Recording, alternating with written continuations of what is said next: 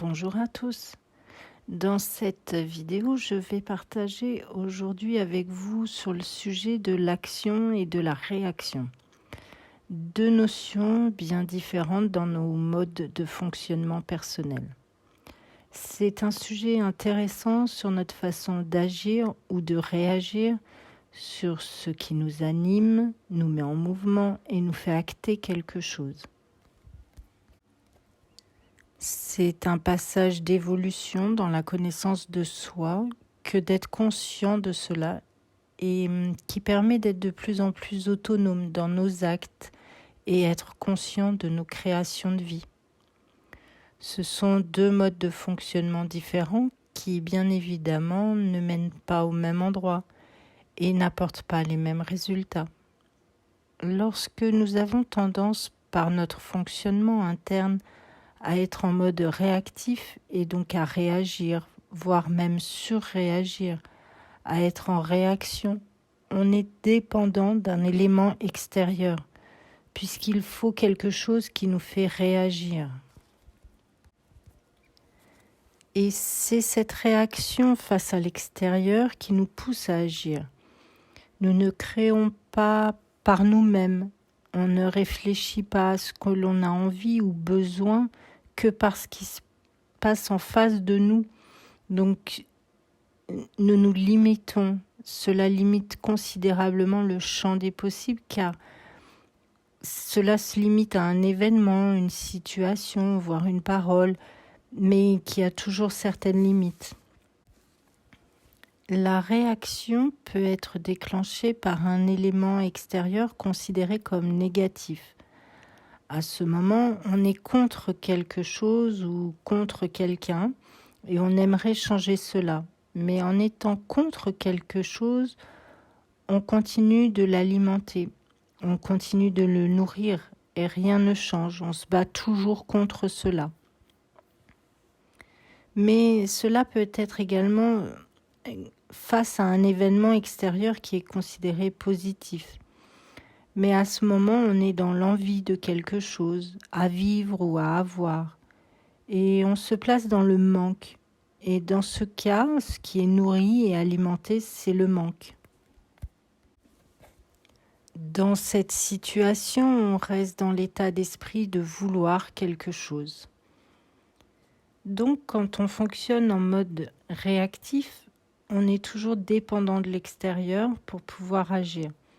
On limite notre création à ce qu'il se passe autour de nous et on se place dans un état de manque très souvent où nous restons placés dans nos conditionnements.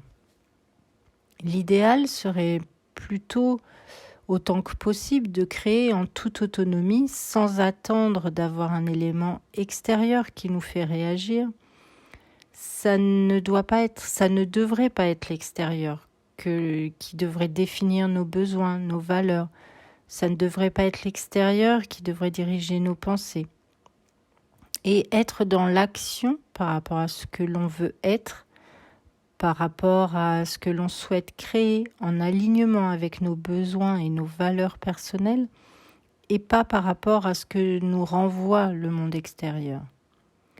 Le fait d'être dans l'action ouvre au champ de tous les possibles et nous apporte plus de réponses, plus de solutions ou plus d'opportunités. Il existe souvent un stade intermédiaire. Lorsque l'on prend conscience que l'on fonctionne en mode réaction, mais qu'on n'est encore pas complètement autonome pour passer en mode action. À ce stade d'évolution, l'extérieur nous sert à prendre conscience de ce que l'on souhaite, de ce que l'on voudrait vivre. Et surtout, le plus souvent, à ce stade, on prend conscience, grâce à l'extérieur, de ce que l'on ne souhaite plus dans sa vie, de ce que l'on ne veut plus être ou de ce que l'on ne veut plus vivre. Puis, petit à petit, ou rapidement pour d'autres, on devient complètement autonome de nos créations, sans avoir besoin d'une stimulation extérieure pour nous faire réagir. Être dans l'action plutôt que dans la réaction nous rend autonomes dans la détermination de ce que l'on veut être et dans ce que l'on souhaite vivre. Cela nous ouvre à plus de possibilités et d'opportunités de mener notre vie en alignement avec nous-mêmes. Pour cela, il peut être utile de faire un travail personnel sur la connaissance de soi afin de prendre conscience et pouvoir modifier notre fonctionnement interne. C'est pourquoi, pour vous accompagner vers votre autonomie personnelle, je vous propose un atelier sur la connaissance de soi. Je vous noterai le lien dans la description de cette vidéo. C'est un atelier où je vous propose de vous accompagner dans vos prises de conscience sur votre fonctionnement interne, mais également sur vos besoins, vos valeurs, sur ce que vous avez besoin pour avancer plus sereinement vers votre autonomie personnelle. Je vous noterai également dans la description le lien sur la vidéo qui parle justement de la connaissance de soi. Merci à tous pour votre écoute et votre confiance et surtout prenez soin de vous.